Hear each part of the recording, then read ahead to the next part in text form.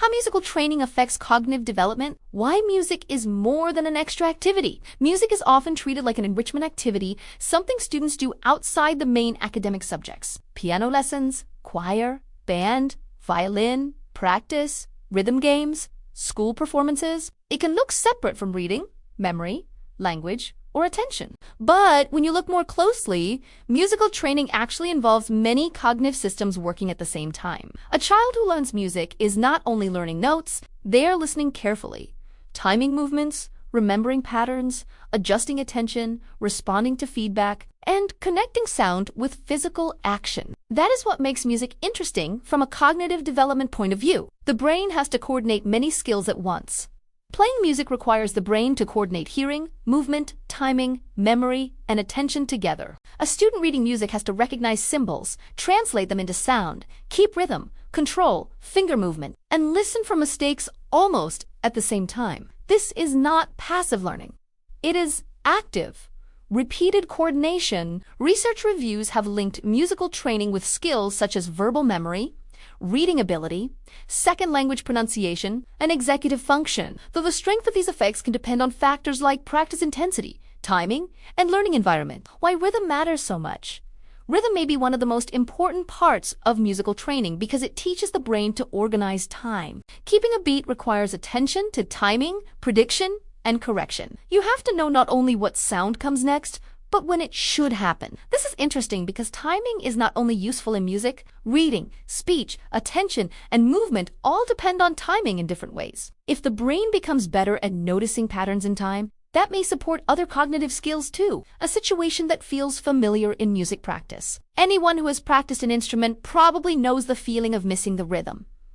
Even when the notes are correct, the piece still sounds wrong because the timing is off. That moment shows something important. Accuracy is not only about knowing the right answer, it is about placing the answer in the right sequence at the right time. In school, this reminds me of solving a problem, step by step. You might know the pieces, but if the order or timing is wrong, the whole process becomes harder to follow.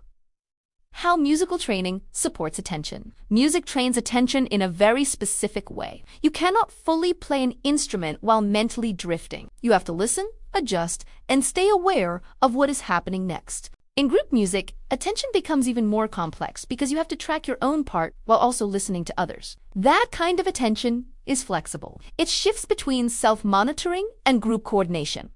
This raises a question. Could repeated practice in this kind of attention help students become better at controlling focus in other tasks too? Executive function and musical practice. Executive functions include skills like working memory, inhibition, and cognitive flexibility. These are the skills that help students hold information in mind, ignore distractions, and switch strategies when needed. Musical training may support these areas because practice constantly requires self-correction. If the rhythm is wrong, you adjust. If the sound is off, you listen again. If a section is difficult, you slow down and repeat it. A 2025 systematic review reported positive effects of music training on inhibitory control, working memory, and cognitive flexibility, with training, duration, and frequency influencing outcomes. Why reward matters in learning music? Music also has a reward component that many academic tasks do not always have. When a student finally plays a section correctly, the reward is immediate.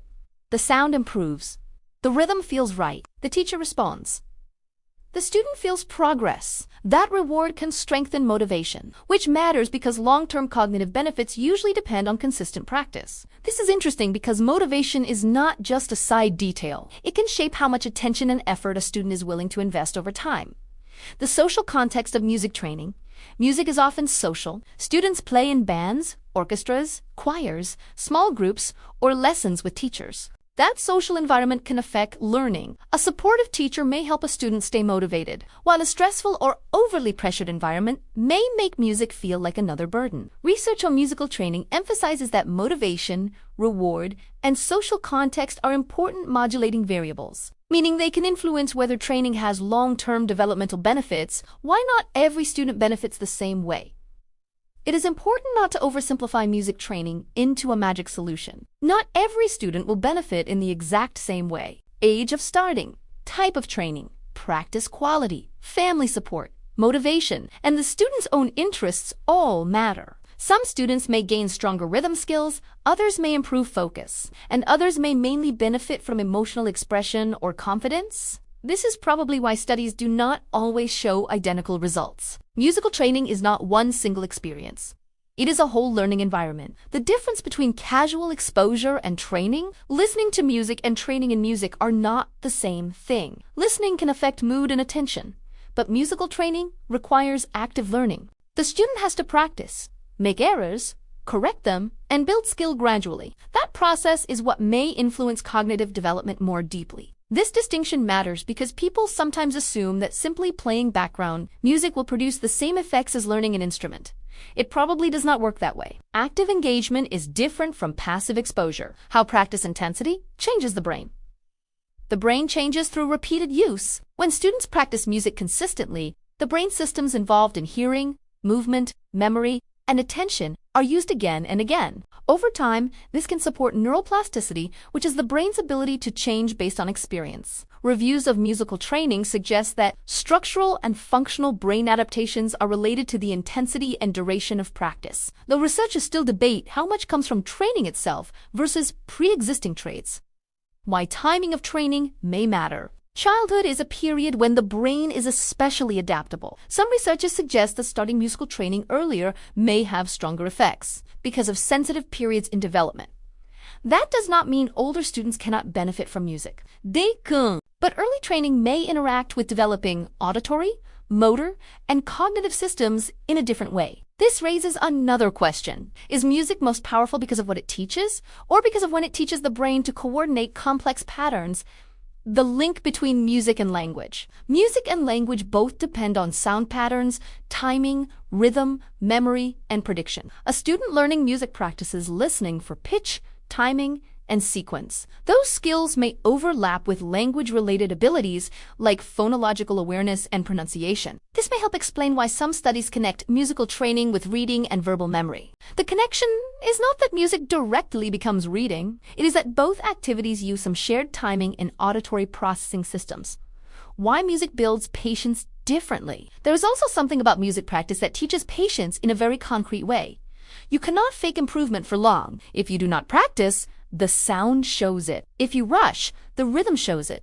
If you lose focus, the mistake becomes audible. That kind of feedback is honest. It teaches students that improvement is not always immediate, but it is possible through repetition. In a school world where students often chase quick answers, that lesson feels valuable.